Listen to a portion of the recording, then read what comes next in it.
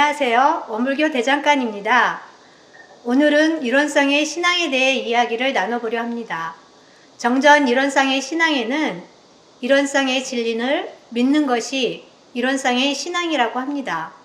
먼저 신앙의 대상이 무엇이고 무엇을 어떻게 신앙하는 것인지 그에 대해 공부인들의 이야기를 들어보겠습니다. 어느 날 좌선을 하는데 잡념이 멈춘 그곳에서 텅 빈 자리를 발견했습니다. 이것이 청정한 일원상임을 알아차렸습니다. 일상에서 잠시 고요히 있을 때 정신을 차리면 만나는 그 자리였습니다. 정말 기뻤습니다. 그 이후로 늘 이 자리를 챙기려고 하고 있고 우리가 늘 머무르고 돌아가야 하는 신앙처가 이곳임을 확연히 알게 되었습니다.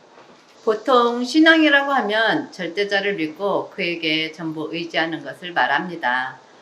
원불교에서는 법신불 일원상을 믿고 일원상에게 모든 것을 맡기는 삶을 살아갑니다. 일원상은 모든 존재의 본원처이면서 우리의 제복인과가 직접 실현되는 당처이지요. 신앙이란 믿는 그곳에 마음을 가져다 놓는 것이잖아요. 우리의 본래 마음인 청정한 일원상에 머물면 그곳에서 지혜가 나오고 지혜가 나오면 복 있는 행동을 하게 됩니다. 저는 신앙의 목적이 여기에 있다고 보고 일상에서 일원상에 마음을 두려고 노력하고 있습니다. 최근에 아버지가 아파서 큰 병원에 가서 검사를 해보라는 말을 들었습니다. 무척 걱정이 되었습니다. 이때 걱정 없는 그 자리로 마음을 돌렸더니 더 이상의 걱정이 나오지 않고 검사 결과를 보면서 판단해보자는 쪽으로 생각이 정리가 되어 마음이 편안해졌습니다. 언제나 진공묘유한 이 자리의 바탕에 수행해 가는 것이 신앙이라 생각합니다. 원불교 신앙은 전체 신앙이고 사실 신앙이라고 합니다. 실생활에서 어떻게 확인할 수 있는지 두 분의 사례를 들어보겠습니다. 저는 아들이 인명구조 시험을 보러 간다고 해서 차로 함께 가는데 시험에 붙게 해주세요 라고 기도를 하다가 멈췄어요. 아, 이것은 일원상 자리에서 기도가 아니지 합격 여부는 인과 보응에 따라 아들이 한 만큼 나오게 되는데 엄마인 제가 기도를 한다고 되는 건 아니라고 생각했어요. 아들이 공부할 수 있도록 라디오를 꺼주었어요. 지금까지 저는 신앙이라면 법신불 일원상에게 제가 원하는 것을 비는 것이라고 생각했는데 원불교 신앙은 그것만이 아니라 원하는 것이 이루어질 수 있게 그 당처에 직접 신앙하는 것이더라고요. 우리가 원하는 대로 되지 않을 때 그 원하지 않는 상황을 그대로 받아들이는 신앙, 즉 당처 신앙이 쉽게 되지 않는 것 같아요. 저는 여름 휴가 때 춘천 사는 큰언니네를 오랜만에 방문했거든요. 가까운 관광지를 가보려는 계획과는 달리 비난리통에 끗끗한 집안의 가족들과 불편하게 머물러 있어야만 했어요. 비 내리는 것을 평소에 좋아했던 저는 하늘도 비도 정말 원망했습니다. 가만 생각하니 하늘은 순리자연한 천도를 사심없이 행할 뿐인데 저의 분별심으로 비를 좋아했다가 싫어했다 하는 저를 보았습니다. 비가 내리는 상황을 사심없이 그대로 받아들이는 사실적 신앙을 하게 되니 유명한 관광지 대신에 언니네와 춘천교당을 방문하여 진리와 인연을 맺는 소중한 시간을 가졌습니다. 그렇지요.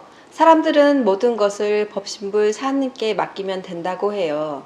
이 말을 곰곰이 생각하니 두 가지 뜻이 있는 것 같아요.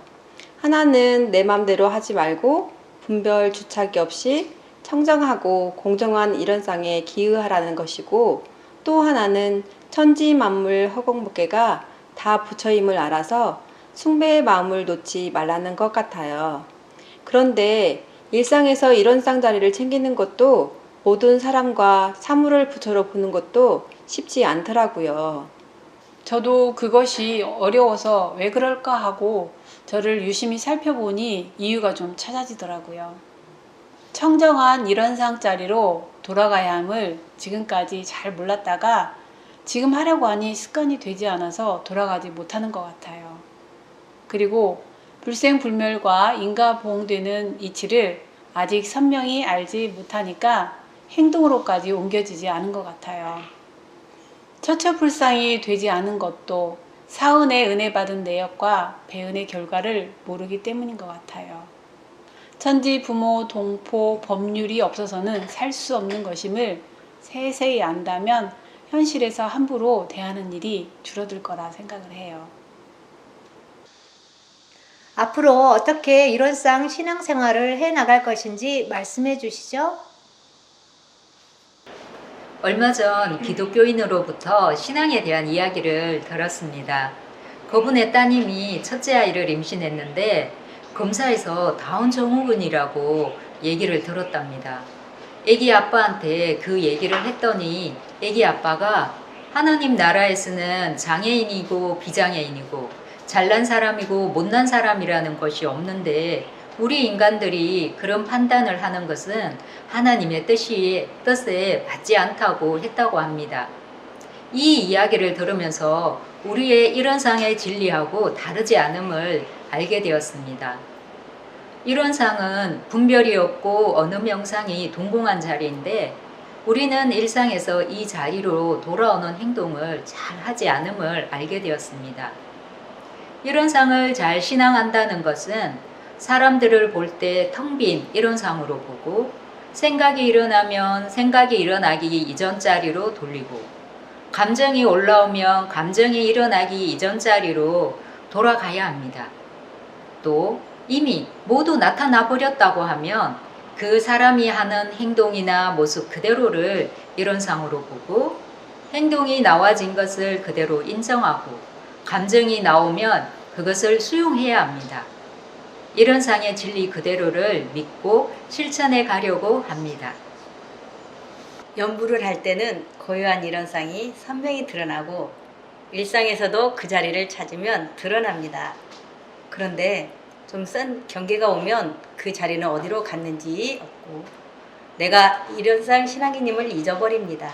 하지만 이렇게라도 해가다 보면 점점 그 자리를 확보할 수 있을 것이라 믿습니다. 원불교 이론상 신앙은 결국 추사를 잘하자는 것입니다. 그래서 저는 모든 사람을 부처로 보는 것에서 그치지 않고 내가 보은행을 해야 하는 대상으로 보려고 합니다. 이를 대할 때도 이 일이 보은이 되도록 하려면 어떻게 해야 하나 방법을 찾아서 하려고 합니다. 천지, 부모, 동포, 법률을 대할 때마다 이 마음을 놓지 않는 신앙생활을 해나가는 수행을 하겠습니다. 지금까지 이론상의 신앙에 대해 서로가 연마한 것들에 대한 이야기를 들어보았습니다. 원불교에서는 신앙에 대한 이야기가 많이 생활화되어 있지 않아서 갈피를 잡는 데 어려움이 있었습니다. 각자 공부를 하면서 또 회화를 나누면서 신앙은 결국 보은하는 실행력임을 알게 되었습니다. 그래서 이론상의 진리를 신앙하는 동시에 수행의 표본으로 삼으라고 하셨구나 생각되었습니다. 여러분들은 어떠셨나요? 다음 주에는 이론상의 수행을 공부하여 만나 뵙겠습니다.